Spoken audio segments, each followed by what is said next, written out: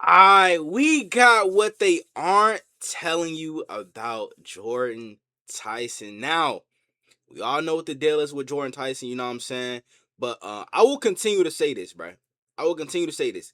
When healthy, Jordyn Tyson is the best receiver in this draft class, and I don't think it's even close, to be honest. You know what I'm saying? If he can stay healthy, I just feel like it is a huge gap between him and the rest of the receivers in this draft class. And I'm not trying to say that Carnell Tate and Mekhi Lemon aren't good receivers, which they're great receivers. You know what I'm saying? But I just feel like, bro, when he's on the field and he's 100%, bro, he is a true game changing receiver, man.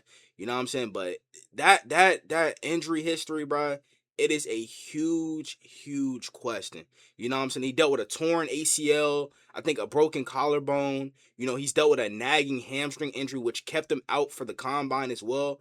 But if he's ready to go and the medical results come back good, like with Jermon McCoy, he ran a 4.3 at his pro day. You know what I'm saying? Which I think he's gonna start to fly up drive boards again. You know what I'm saying? If he is ready to go and doctors say that his knee, his hamstring, whatever is good, I feel like he is going to go very high in this draft, bro. You know what I'm saying? But with the injuries, he's gonna fall down draft boards. But if you give me the option to draft either Jordyn Tyson, Carnell Tate, or Mekhi Lemon, I'm honestly taking Jordyn Tyson, bro. Like I understand the injuries, but he's just too good of a receiver to pass up on. You know, even with the injury concerns, bro. But we shall see where he goes, man. I wouldn't mind him being a Raven. You know what I'm saying? But hey, man, let's go and jump into this video. Jordyn Tyson, first of all, Turn this up a little bit. have been a concern. I've been told, Steve, this is a very important medical evaluation. Yes, it is. Jordan, because I got the impression at some point somebody That in boy. your family came to you and said, put down that controller because you have the ability to be special, but you got to put in the work. And playing Madden or Fortnite or whatever. Fortnite? Yeah. Playing Fortnite isn't going to make you as good as you can be. Get your ass out there and get to work. It sounds Now, how can you go under the radar when you come from an exceptionally athletic family? But that's exactly what Jordyn Tyson somehow did. With a brother in the NBA, the mentorship of a Steelers legend, and a journey that saw him butt heads with an NFL Hall of Famer before he was even 20, the Arizona State wideout has seen it all headed into the 2026 draft. I mean, he's dealt with career-altering injuries, transfer portal mayhem, and even playoff heartbreak. But now he's here and he's ready to take over the NFL. And this is exactly what they aren't telling you about Jordyn Tyson, his rapid rise, and really why he is the best wide receiver available in the 2026 NFL draft. Now, Tyson's story actually starts in a place that football fans know all too well. Allen, Texas. And well, if you know anything about football and specifically high school football, Did he and upgrade his even if camera you've seen quality? Friday Night Lights, for example, which is one of the all-time classic football movies, you already know that Texas and, well, Allen, Texas is just a powerhouse for football. I mean, like, this is the same place where Kyler Murray won Is 3 Texas straight the best state for championships football? while playing in an Definitely top 18,000 three seat for sure. high school stadium. Like, that should tell you everything about football. Like, it isn't just big there, it is everything. He watched Kyler Murray dominate, watched so many others make history, and like a lot of kids in that area even started to think, why can't that be me one day? And well, for Tyson, football was always kind of inevitable. He's the youngest of 3 brothers, and both his parents were in the military, and his dad actually played football at Florida A&M, so the structure, that discipline, and really that footballing background, it was all there from the start. And really because of all that structure and just everything he had, it felt like he was always meant to play on Friday, or I guess I should say on those Friday Night Lights, no pun intended. But here's the interesting part. Tyson will even tell you himself, early on, he didn't even look the part of a football player. Yeah, I was always short. Like my freshman and sophomore year, I was 5'4" my freshman year, 5'6" my sophomore year. Damn. So I was always really short, always scrawny, to be honest, like probably like 150 my sophomore year. And then my junior year, I shot up to 6 foot, added a little bit of weight, it was probably like 175, 180. And then that's when I really knew I had a chance, to be honest.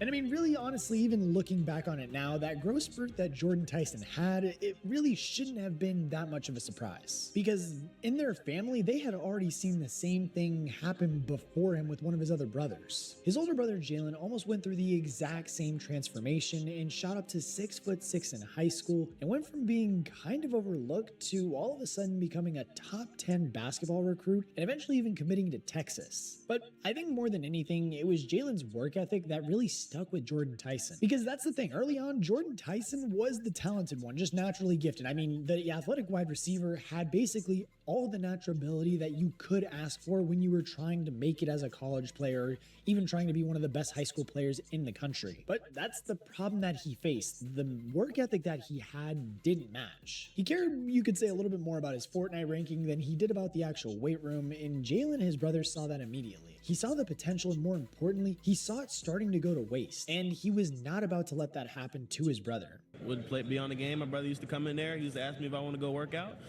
Sometimes, most of the time, I was saying no, and then one day he snitched on me to dad and mine, and basically forced me to go to the gym with him, and went one time, and I loved it, and never had that problem again. Hey, that's So when typical Jordyn brother did shit finally right start there, taking things a dog. little bit I ain't more gonna lie. serious and he hit his growth spurt, he began lighting up Texas high school football. As a senior at Allen High School, he had over 3 times as many receiving yards as he had in his junior season at Damn. 1,512, as well as twice as many touchdowns, 12 on 80 receptions. So yeah, I think that the hard work was paying off. I mean, the kid was electric, but because of his late blurring rise, about he was all a these low niggas. 3-star recruit with just a single offer from a Power 5 program, the Colorado Buffaloes. So in 2022, the slender young wideout moved west to Boulder, where he earned playing time almost immediately. He caught a touchdown pass in his first ever college game, but his true breakout game, actually, funny enough, came against ASU. 115 yards and a touchdown through the air to go along with a punt return touchdown in an all-around epic performance, which he would nearly top the following week. And what's crazy about it too is he did it against Christian Gonzalez and Bo Nix's Oregon team, and Tyson played even better, putting the Buffaloes' shit. only touchdown on the board in the second quarter. 81 yards for the freshman.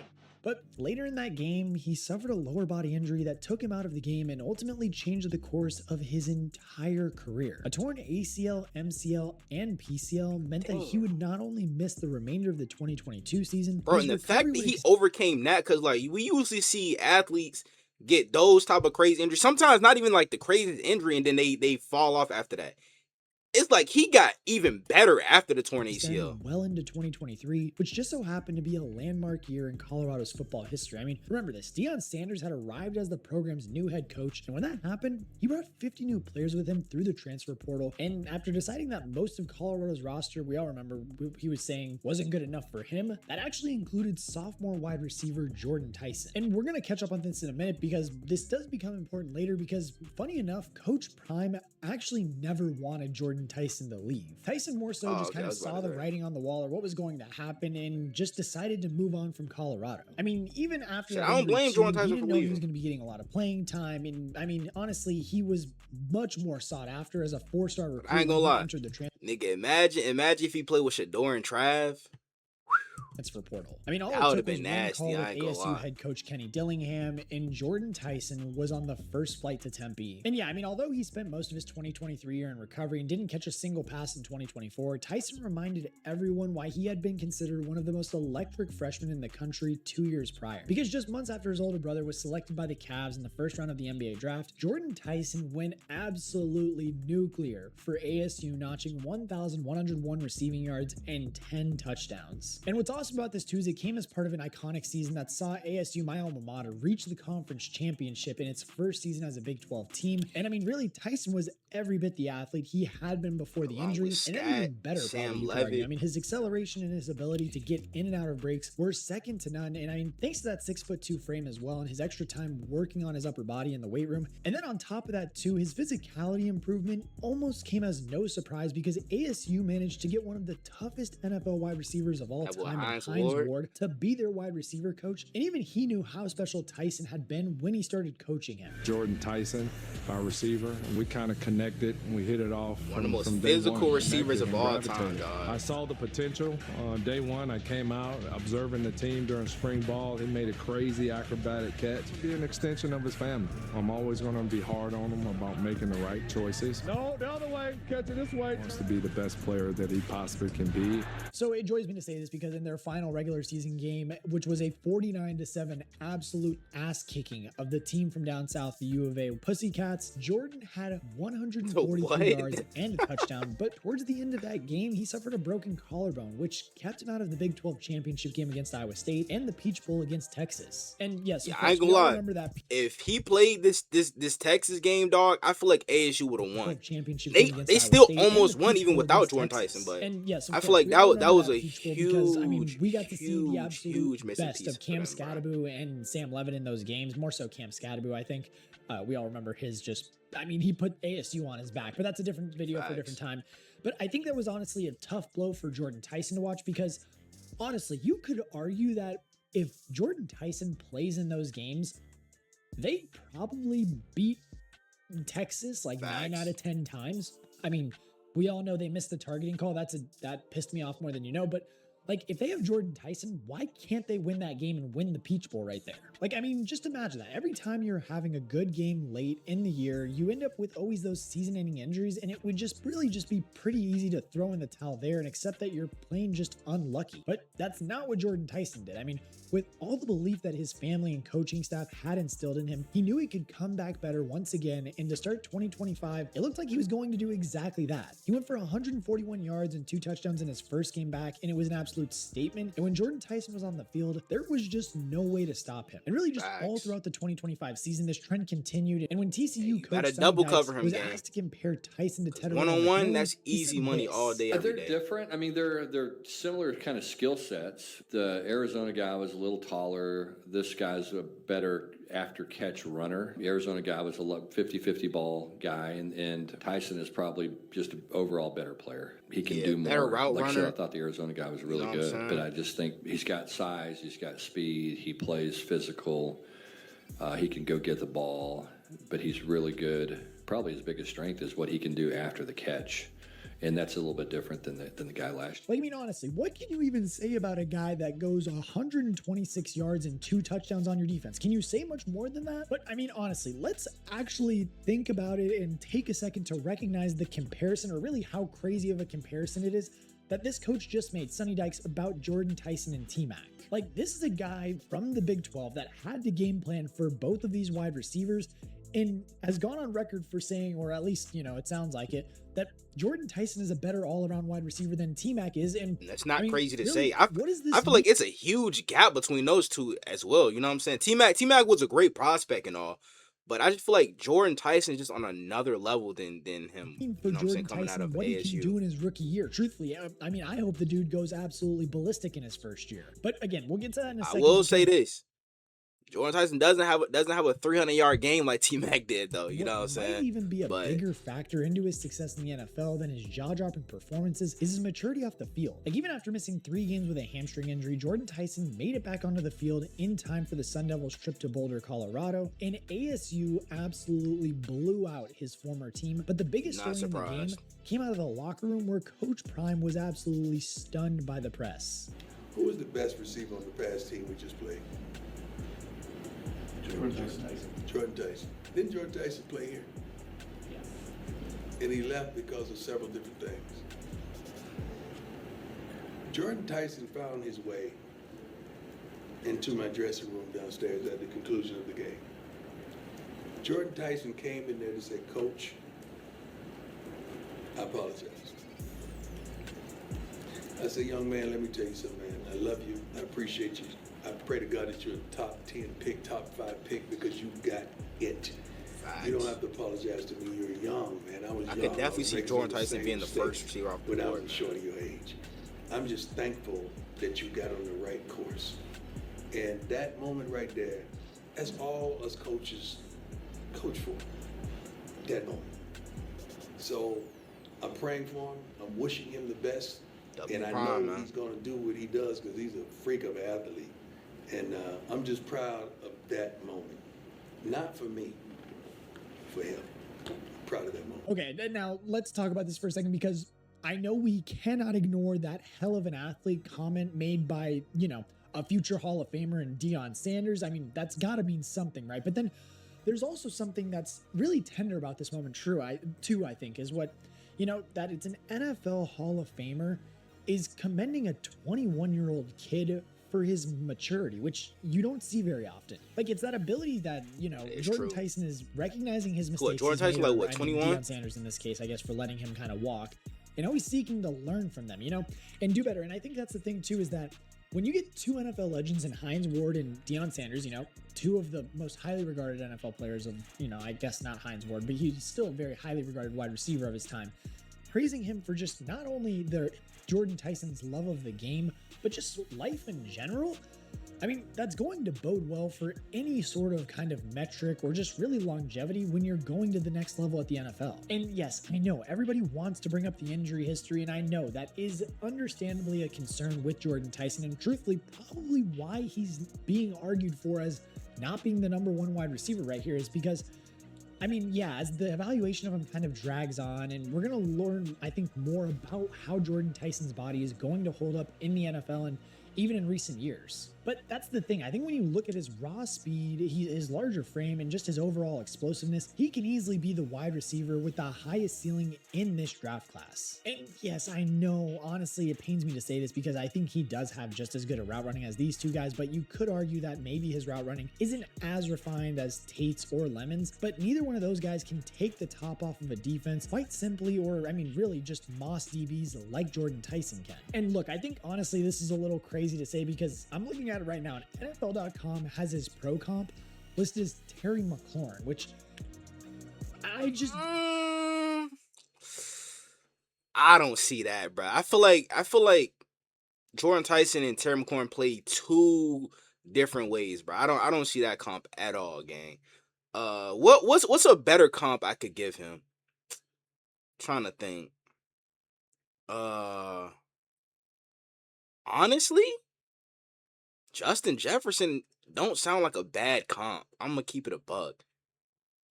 That's not a bad comp in my opinion. I feel like him and Jets kind of play similar together.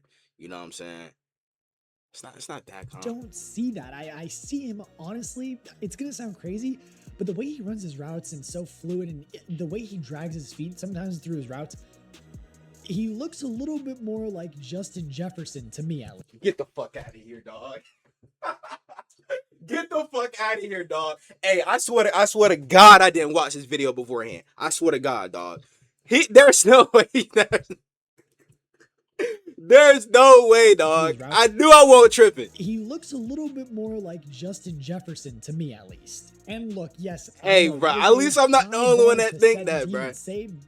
But just hear me out for a second. I mean, for the most part, they have very similar stories, and in terms of being overlooked as late bloomers in high school, they're guys who really came to life in college. They grew into very similar builds, and although Jefferson was mostly a slot receiver in college, he can be lined up almost anywhere in the NFL, and Tyson was already developed in multiple spots in college, and like Jefferson, could be a do-it-all kind of receiver with immediate impact at the next level, given all of his physical gifts. And that's the thing too, I think he's definitely going to improve in his route running, but with an NFL coaching staff to help him along, that should not be an issue at all to improve on. I mean, hell, Jordyn Tyson did 26 reps at the NFL Combine of the bench press as a wide receiver. Those are freaking DK Metcalf numbers in Justin Jefferson's body type. But I mean, like, when you've had like as many lower body injuries as he's had, you know what I'm saying? Like, you know, you tend to get better upper body strength, bro. He did have a broken collarbone too, but he's his own player. We're just using these guys as comparisons, but it's impossible. You tend to have to use your arms a lot more. This guy won't be the most exciting you can't get around of the entire as smoothly class. as you used now, as far as landing spots go, there are plenty of teams that need a wide receiver and are picking high. I mean, the Giants, the Saints, the Commanders, and Dolphins could all be in the mix with young quarterbacks that could be trying to grow alongside a rookie wide receiver in the years to come. But what about Philadelphia? I mean, that wouldn't be a crazy thing, and really would be a ton of fun with him, Saquon, AJ Brown, if they keep him, Devontae Smith, and really just would be a cool way to see them get back on track. And honestly, how the hell would you even stop that offense at that point? But then on the other side, if they weren't such a cursed franchise, another option could be the Browns, who would also be a perfect landing spot. I swear if he go to the Browns, I'm going to be so heated, dog. I'm going to be so heated. And I don't see them drafting Jordyn Tyson anyway. I see them drafting Carnell Tate, keeping him in state, you know what I'm saying? And then he doesn't have the injury history as well. I just see Carnell Tate going to the Browns being a perfect fit. With his brother for them, Jalen already there in Cleveland, but probably save some money on rent. I mean, you know, you want to see that, but I don't want to see him go to the Browns and completely be wasted there. But honestly, from Fortnite addicted to just legend and he need to go to a team like the Ravens, to see what his next chapter holds for Jordyn Tyson. But again, let me know down in the comment section below. As always, how do you think Jordyn Tyson is going to adjust to life in the NFL? Bro had an insane combine, 26 reps, and then just looking at his pro days and his film and everything, I honestly, I went to ASU and everything, but I'm excited to see him. He's probably my number one wide receiver out of the draft this year. I know Lemon and Tate are very, very good. Tyson not only my number one receiver, but he's on my big board. He's top 5, dog. I ain't gonna lie. I got Jeremiah Love, Arvo Reese, Caleb Downs, Ruben Bain, and Jordyn Tyson. That rounds out my top 5. Not in order, by the way. You know what I'm saying? But that's my top 5. Looking at it and everything, all the clips on Twitter, the pro days, the film, just in general. Jordyn Tyson looks like he's going to be the number one wide receiver in my draft. No, it doesn't mean much, but you know, where do you think he's going to land? Let me know down in the comment section. And as always, make sure you guys like, comment, and subscribe. What is this CJ Stroud picture, K-Rich out. Hey man, this is a good ass video, K-Rich. You know what I'm saying? But where do y'all think he's gonna land? You know what I'm saying? Because obviously, I don't think he's going to the Browns. It's a strong possibility he could go to the Dolphins. You know what I'm saying? They obviously need receiver help. After trading Waddle, Tyreek Hill's a free agent still. Their receiving core, oh my gosh. I mean, they got Jalen Tolbert, Tutu Atwell. They do need a outside threat badly, but they also do need corners. So I don't know, bro. It's gonna be very interesting to see. You know what I'm saying? What the Dolphins go with. If they don't go Tyson, then it's a strong possibility he goes to the Rams. Because if he makes it past the Dolphins, you know, we all know the Rams, I think they've been looking for another receiver. They looked in on AJ Brown, tried to trade for him. You know what I'm saying? But that didn't happen. So I could see Jordyn Tyson going to the Rams. You know, Devontae Adams, he's getting older. You still got Puka. And speaking of Puka, the hell he got going on biting women and shit? Hey, don't tell me that nigga finna go down the AB route, man. Come on, Puka. Lock in, game. You know what I'm saying? But that trio of receivers with Jordyn Tyson, Puka Nacua, and Devontae Adams could be deadly. You know what I'm saying? And if you're the Rams, bro, you're trying to win right now with Stafford. You don't know how long he's going to play. You know, this might be his last season, or he might have another season after this, depending on how this season goes.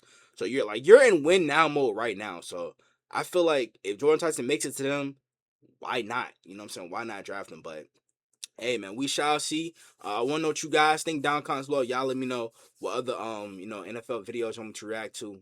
Without further ado, now.